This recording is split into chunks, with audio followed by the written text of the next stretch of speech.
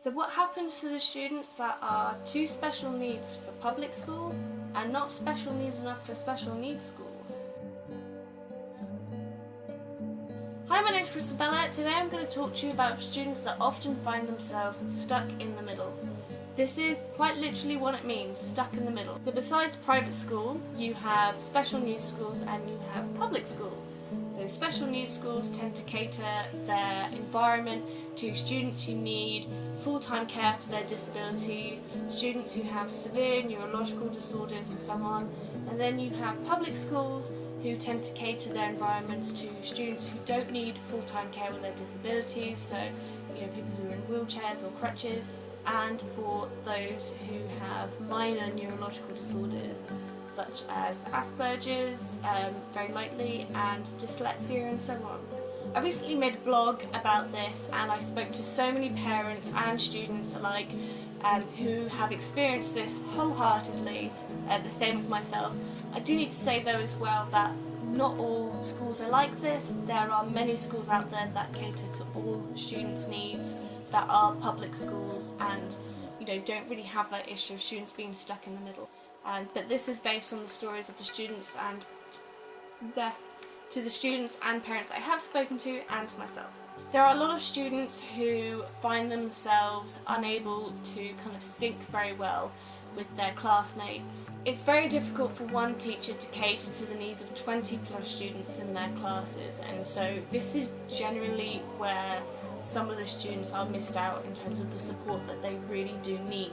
There are many students who really need to utilise all the different teaching styles, and there are so many studies of how important these different teaching styles are and why teachers and schools need to be flexible with these teaching styles.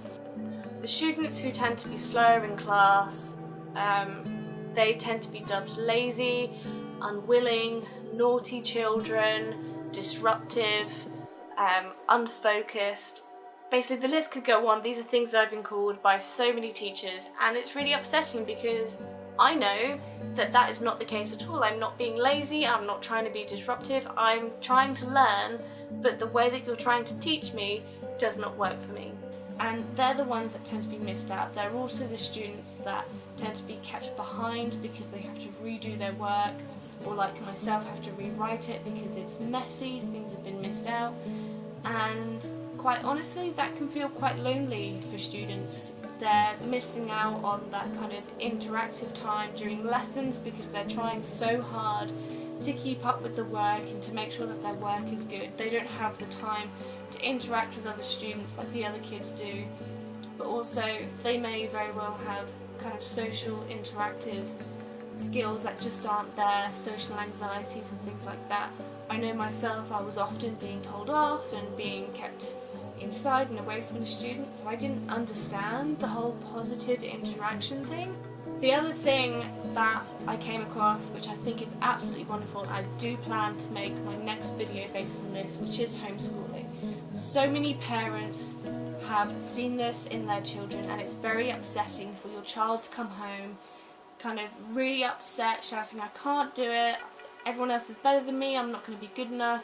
I've been that child, and I know how horrible it is from a parent's perspective to see that, and so they chose to dive into homeschooling.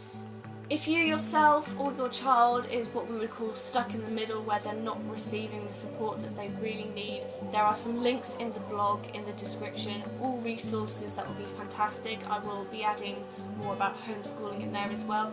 Please do share in the comments your experience with this, the things that you've done to kind of help yourself or your child, and how you look to progress in the future.